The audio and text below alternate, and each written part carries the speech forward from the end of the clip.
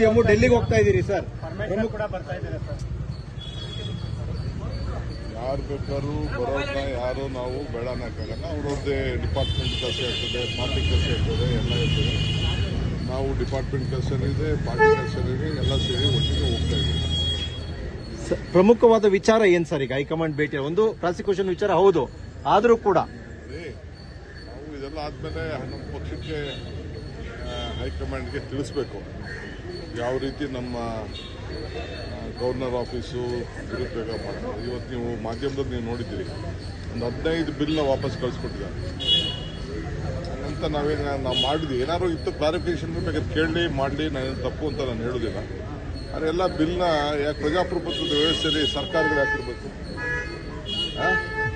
BJP MLAಗಳು ಹೋಗಿ ಹೇಳಿದ ತಕ್ಷಣ ಎಲ್ಲ ವಾಪಸ್ ಕಳಿಸ್ಬಿಟ್ರೆ ಹೆಂಗಾಗ್ತದೆ? ಸೊ ಇವೆಲ್ಲ ಇದೆ, ಇವೆಲ್ಲ ಕೂತ್ಕೊಂಡು ಚರ್ಚೆ ಮಾಡಿ. ಸಂಘರ್ಷ ಮುಂದುವರಿಯುತ್ತೆ ಸರ್. ಇಲ್ಲ, ರಾಜ್ಯಪಾಲರಿಗೆ ಒಳ್ಳೆ ಬುದ್ಧಿ ಕೊಡ್ಲಿ ದೇವರು ಅಂತೇಳಿ ಪ್ರಾರ್ಥನೆ ಮಾಡ್ತಾರೆ. ಸರ್, ಸರ್ಕಾರ ಬೀಳಿಸುವ ಪ್ರಯತ್ನ ನಡೀತಾ ಇದೆಯಾ? ಸರ್ಕಾರ ಬೀಳಿಸೋಕೆ ಪ್ರಯತ್ನ ಯಾವ ಪ್ರಯತ್ನ ಮಾಡಿದ್ರು ಏನು ಆಗುದಿಲ್ಲ. ನಾವು ಸುಮ್ಮನೆ ಕೂತ್ಕೊಳ್ಳೋದಿಲ್ಲ, ನಮ್ಮ ಕೆಲಸ ನಾವು ಮಾಡ್ತೀವಿ. ಸರ್, ಜಿಂದಾಲ್ಗೂ ನೀವು ಕೂಡ ವಿರೋಧ ವ್ಯಕ್ತಪಡಿಸಿದ್ರಿ.